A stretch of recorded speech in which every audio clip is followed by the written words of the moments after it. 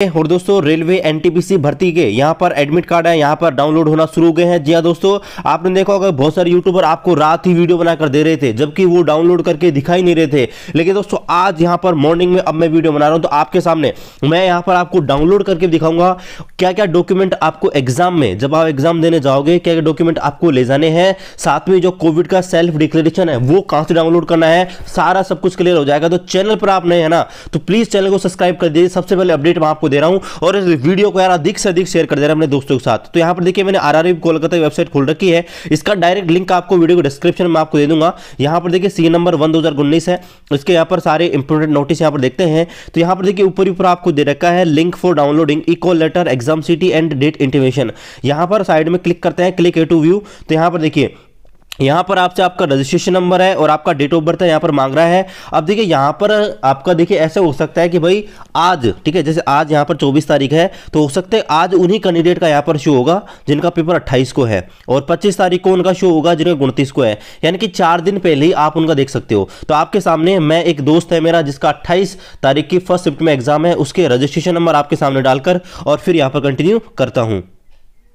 यहाँ पर देखिए इस प्रकार से खुल गया है और यहाँ पर देखिए यहाँ पर साइड में आपको ऑप्शन दिख रहा है इको लेटर का। मैं इस इको लेटर के ऊपर क्लिक करता हूँ तो यहाँ पर देखिए यहाँ पर आ गया है। यहाँ पर देखिए यहाँ पर एड्रेस शो हो रहा है कि भाई किस जगह पर आपको एग्जाम देने जाना है, और यहाँ पर ये डेट शो हो रखी है, और यहाँ पर डाउनलोड करने का आ रहा है इको लेटर। इस पर क्लिक करता हूँ तो यहाँ पर देखिए इको लेटर है, यहाँ पर डाउनलोड हो जाएगा। ठीक है, तो यहाँ पर इको लेटर है, मैंने डाउनलोड कर लिया है। ये यहाँ पर इको लेटर है। अब मैं आपको पूरा यहाँ पर बताता हूँ कि भाई आपको क्या क्या सावधानी रखनी है, क्या क्या डॉक्यूमेंट लेके जाने हैं, और कोविड का सेल्फ डिक्लेरेशन कहां मिलेगा, और पहली बार अगर आप एग्जाम दे रहे हो तो यहां पर क्या क्या चीजें होती हैं आपको ध्यान रखना। देखिए ये आपका जो एडमिट कार्ड है वो है, यहां पर ऊपर आपको आपके रजिस्ट्रेशन नंबर दिखाई दे रहे हैं, इधर आपके रोल नंबर है, इधर रजिस्ट्रेशन नंबर है, ये आपका नाम है, ये उस कॉलेज का एड्रेस है, स्कूल का एड्रेस है जहां पर आपके एग्जाम होने वाली है। ठीक है, ध्यान लगे ये आपका एड्रेस है। ठीक है, अब देखिए आपकी एग्जाम से आपको पहले पता लगा भाई कब एग्जाम है, तो 28 तारीख को फर्स्ट शिफ्ट में एग्जाम है, और आपका रिपोर्टिंग टाइम है 9 बजे। और यहां पर आप देख सकते हो कि भाई आपने किस भाषा का चयन किया है, किस भाषा में आपका डिफॉल्ट रूप से पेपर खुलने वाला है। हालांकि आप इसको चेंज कर सकते हो। आपका नियर बाई स्टेशन कौन सा है, अगर आप ट्रेन से ट्रेवल करते हो, मतलब अगर आप मतलब ट्रेन बुक करवाना चाहते हो, तो आपका नियर बाई स्टेशन कौन सा है उसकी भी आप जानकारी यहाँ से देख सकते हो। यहाँ पर आपको ध्यान रखना है कि ये जो है ना कैंडिडेट का आपका हस्ताक्षर, यहाँ पे तो आपको क्या करना है, आपका फिंगर, आपका जो सिग्नेचर है, इन्विजिलेटर जो आते हैं उनकी मौजूदगी में आपको करना है। और यहाँ पर इन्विजिलेटर आएगा वो क्या करेगा, वो खुद का अपना सिग्नेचर करेगा यहाँ पर, आप वहाँ पर। ठीक है, तो ये आपको ध्यान रखना है, वो तो वहाँ पर कर देंगे, कोई प्रॉब्लम नहीं है। ये जो दूसरा है नीचे वाला ये आपको ध्यान रखना है, ये आपका दूसरा है जो आपको रेलवे को जाएगा। ये जो नीचे वाला हिस्सा है ना, ये आपको रेलवे को जाएगा। और ध्यान रखना गाइस, बहुत सारे स्टूडेंट क्या करते हैं कि भाई एग्जाम देने के बाद ये ऊपर वाला है ना उसको वहीं फाड़ के फटक देते हैं। लेकिन गाइस ध्यान रखना, जब आपका डॉक्यूमेंट वेरिफिकेशन होगा ना, तो आपके दोनों एडमिट कार्ड होंगे, CBT 1 के CBT 2 के, उसका ये ऊपर वाला हिस्सा है ना बहुत इंपॉर्टेंट है, ध्यान रखना। इसको आपको लेके आना है और आपको सुरक्षित घर पे रखना है। नीचे वाला जो हिस्सा है ना, ये आपका रेलवे लेगा। और यहाँ पर जो बहुत सारे लोग बोल रहे थे भाई डिक्लेरेशन में क्या भरना है, तो गाइस ये रहा वो डिक्लेरेशन जिसका आप सभी को इंतजार था। आप में से बहुत सारे लोग ये बोल थे कि भाई डिक्लेरेशन में क्या भरना है, तो गाइज ये डिक्लेरेशन में आपको बात कर रहा था, ये डिक्लेरेशन आपको भरना है। और यहां पर ध्यान रखना है, यहां पर ये तो आपका यहाँ पर देखिए आपकी स्क्रीन पर प्रदर्शित घोषणा की प्रतिलिपि अनुवक्षक की उपस्थिति में अपने हस्तलिखों में लिखनी है, ध्यान रखना है। ठीक है, यहाँ पर ये आपको ध्यान रखना है, ये यहाँ पर आपको लिखा जाएगा जो डिक्लेरेशन होता है वो। ठीक है, और यहाँ पर ये सेल्फ डिक्लेरेशन होता है, यहाँ पर इन्विजिलेटर की उपस्थिति में आपको करना है, वो आपको बता देंगे। आपको टेंशन बिल्कुल भी नहीं लेनी है, बस आप बिल्कुल टेंशन लीजिए, आपको सब कुछ वहाँ पर बताया जाएगा।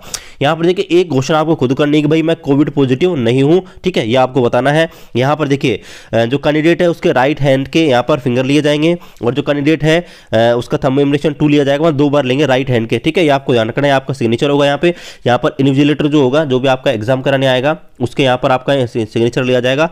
अब यहाँ पर देखिए ये यहाँ पर आपको कुछ निर्देश दिए गए हैं, जो अब यहाँ पर आपको कुछ निर्देश दिए गए हैं जो आपके बहुत ही इंपॉर्टेंट है। इन निर्देशों को आपको पढ़ना जरूरी है। चलिए मैं आपको यहाँ पर इन निर्देशों के बारे में एक एक करके बताता हूँ। देखिए पहला यहाँ पर लिखा गया है कि आप जो आपको जो इको लेटर है उसमें दिया गया टाइम है ना, उसी टाइम पर आपकी जो कॉलेज है, जो भी एड्रेस दिया गया है वहाँ पर पहुँचो, जिससे आपके जो प्रोसेस होती है, जैसे आपका एक तो सत्यापन होगा, मतलब डॉक्यूमेंट चेक करेंगे तब आपको एग्जाम देने देंगे। दूसरा बायोमेट्रिक लिया जाएगा, बाएं हाथ का उसमें अंगूठे का निशान लिया जाता है, ठीक है। आपकी फोटो, डॉक्यूमेंट और आपका डिक्लेरेशन फॉर्म, ठीक है, इनको यहाँ पर चेक किया जाता है। तो आप जो भी टाइम दिया गया है ना, उसी टाइम पर कॉलेज में पहुंचे। यहाँ पर ये रिपोर्टिंग टाइम आपका दिया है। अगर आपके एग्जाम शिफ्ट 1 में है तो यहाँ पर देखिए 9 बजे आपकी एंट्री है और 10 बजे आपकी एंट्री बंद हो जाएगी और पेपर जो है आपका 10:30 से और 12 बजे के बीच शुरू हो जाएगा, ठीक है।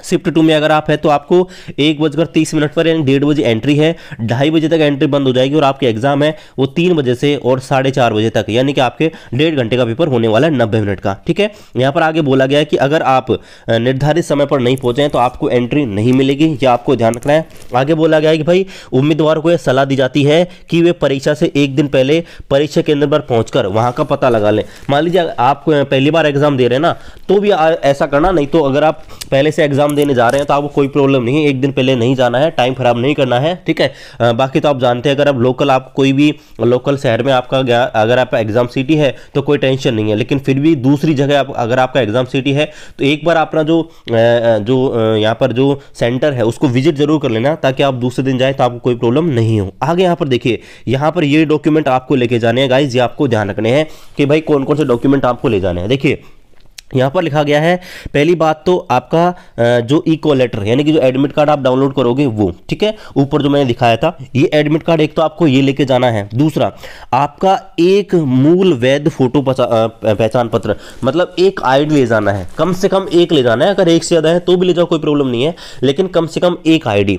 अब देखो आईडी में आपको ये ध्यान रखना है कि आईडी ऐसे लेके जानी है जिसमें आपकी फोटो हो, ठीक है, फोटो हो और आपकी जन्म डेट मेंशन हो। जैसे कहा आधार कार्ड होता है, वोटर आईडी होता है और आपका ड्राइविंग लाइसेंस होता है। देखिए यहाँ पर लिखे गए हैं, ये आपको ध्यान रखना है, इनमें से कोई सा ले, ड्राइविंग लाइसेंस है, पैन कार्ड है, पासपोर्ट है। आपको गाइस एक चीज़ और ध्यान रखना है कि भाई कई बार क्या होता है कि यहाँ पर जो आधार कार्ड होता है ना, जो आप ऑनलाइन निकलवाते हो उसको यहाँ पर रिजेक्ट कर देता है। तो गाइस ध्यान रखना, अगर आपके पास दूसरी आईडी है ना तो कोशिश ये करना कि आप अपना पैन कार्ड, सबके पास होगा ही होगा, पैन कार्ड ले जाइए। आधार कार्ड अगर है तो वो भी ले जाइए, वोटर कार्ड है वो ले जाइए। आधार कार्ड में कई बार क्या हो जाती है, अगर आप ऑनलाइन निकलवाते हो ना तो उसको यहाँ पर रेलवे वाले कई बार नाटक करते हैं। तो अगर आपके पास दूसरा है ना तो आप दूसरा ले जाना, जैसे आपके पास वोटर आई कार्ड है ना, या आपके पास ड्राइविंग लाइसेंस है, पैन कार्ड है, तो आप उनको ले जाइएगा, ठीक है। नहीं आधार कार्ड तो ले जाना, बाकी तो कर देंगे, लेकिन थोड़ा बहुत आपको प्रॉब्लम हो सकती है वहां पर। आगे यहाँ पर बोला गया कि आपको भाई किसी प्रकार की फोटोकॉपी नहीं ले जानी है। अब देखिए एक तो आपका हो गया इको लेटर, एक तो ये लेके जाना है, दूसरा एक हो गया आपका आईडी, तीसरा आपको एक ले जाना है फोटो, 3 चीज, और चौथी ले जानी है कोविड का डिक्लेरेशन। ये 4 चीज़ लेके जानी है, बस ध्यान रखना है। 4 से अलावा 5वीं चीज नहीं लेके जानी है। या तो आपको पेन लेके जाना है, ना आपको रफ शीट लेके जानी है। पेन खुद देंगे, रफ शीट आपको खुद देंगे, और टेंशन मतलब रफ शीट एक से ज़्यादा आपको मिल जाएगी। आगे यहाँ पर बोला गया है कि उम्मीदवार ने आवेदन भरते समय हिंदी भरते समय अंग्रेजी भाषा में चुने गए भाषा के प्रश्न देख सकते हैं, और यदि अंग्रेजी भाषा को चुना गया है तो सभी प्रश्न अंग्रेजी में देखा जा सकता है। किसी भी भाषा में विवाद होने पर उस प्रश्न का अंग्रेजी संस्करण प्रबल होगा। देखिए यहाँ पर क्या होता है कि भाई पेपर जो होता है ना वो आपकी बहुत सारी भाषाओं में होता है, तो ऐसे में पेपर में क्या होता है, एरर होता है। तो यहाँ पर बोला गया है कि जिसमें इंग्लिश भाषा में जो क्वेश्चन है ना उसकी भाषा को सही माना जाएगा, मतलब इंग्लिश में जो क्वेश्चन लिखा गया ना उसको सही मानेगा डिस्प्यूट की स्थिति में, ठीक है। आगे यहाँ पर बोला गया है कि स्क्राइब की सहायता लेने वाले जो उम्मीदवार हैं उनके द्वारा चुनी गई भाषा ही स्क्राइब में बातचीत करनी होगी। यहाँ पर बोला गया है candidate available assistant of scribe. अच्छा, अगर आपने स्क्राइब लिया है ना, तो अगर आपने स्क्राइब नहीं लिया है, मतलब आपके हेल्प के लिए जो दूसरे होते हैं, अगर आप दूसरे किसी कैंडिडेट को ले जाते हैं अपने हेल्प के लिए, तो आपको उसी भाषा में बात करनी है, ठीक है। आगे यहाँ पर बोला गया है कि नेगेटिव मार्किंग होंगी 1/3, उसका आपको ध्यान रखना है। और मॉक टेस्ट आप देख सकते हो, आपको पहले लिंक अवेलेबल करा दिया है भाई कैसे यहाँ पर एग्जाम आपका होने वाला है। आगे यहाँ पर बोला गया कि आपको वहाँ पर दुर्व्यवहार नहीं करना है, अनुचित साधनों का उपयोग नहीं करना है। देखिए यहाँ पर बोला गया कि जो आपको रफ शीट दी जाए उसमें आपको आपका नाम है, रोल नंबर यहाँ पर लिख देना है, और रफ शीट को आपको वापस से रिटर्न कर देना है। आगे यहाँ पर बोला गया है कि परीक्षा के उम्मीदवार अपनी यात्रा के खुद और आवास की व्यवस्था खुद करें, मतलब रहने खाने की, ठीक है, ये आपको ध्यान रखना है। आगे यहाँ पर बोला गया कि इको लेटर है वो आपके स्थाई है, ठीक है। और आपको ध्यान रखना है, ये नहीं है भाई इको लेटर आपको एडमिट कार्ड दे दिया तो इसका मतलब आपको रेलवे ज्वाइनिंग देगा, ये आपका अस्थायी होता है। क्यों? क्योंकि यहाँ पर देखिए बहुत सारी प्रक्रियाएं होती हैं, उनके बाद ही सिलेक्शन होगा, इसलिए रेलवे हर बात में यहाँ पर बोला गया है।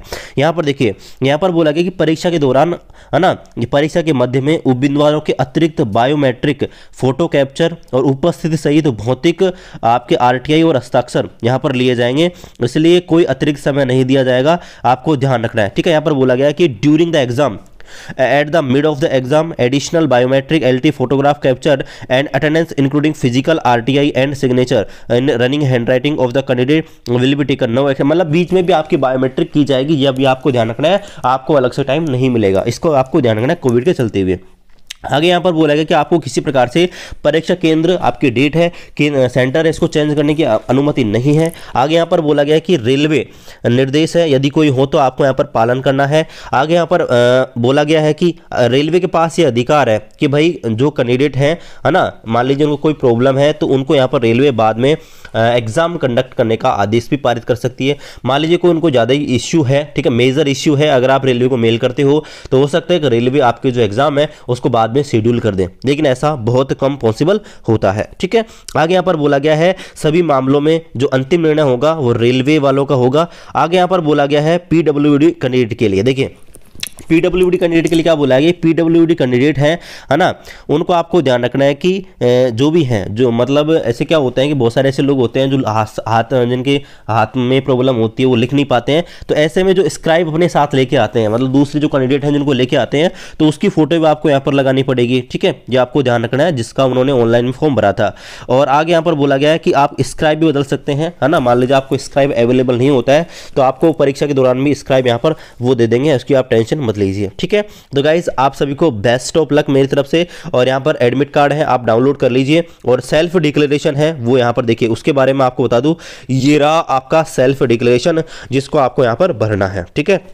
ये इसका सेल्फ डिक्लेरेशन है, इसको आपको भरना है। यहाँ पर कुछ नहीं करना, मात्र आपको देखिए यहाँ पर आपके सिग्नेचर करने हैं, यहाँ आपका प्लेस लिखना है, कुछ भी लिख दीजिए, जहाँ जहाँ पर घर है ना उसकी सिटी का नाम लिख दीजिए, और यहाँ आपकी डेट है, बस और कुछ नहीं रखना है, ठीक है। यहाँ पर कोविड के मद्देनजर यहाँ पर देखिए वही कि सोशल डिस्टेंसिंग का अपनाना है, सैनिटाइजर हाथ धोना है वगैरह वगैरह, आपको ये निर्देश दिए गए हैं। ये आपका कोविड का सेल्फ डिक्लेरेशन है, आपको ये वाला जो भाग है ना सिर्फ इसको निकाल लेना है, ये ऊपर वाला, ठीक है, इसको आपको निकाल लेना है गाइस, ठीक है। चलिए गाइस आपको मैंने जानकारी पूरी दे दी है, तो यार प्लीज इस वीडियो को अधिक से अधिक शेयर कर दीजिए, सबसे पहले अपडेट आपको मिल रहा है। चलिए गाइस मिलते हैं अगले वीडियो में, तब तक जय हिंद और आप सभी को बेस्ट ऑफ लक।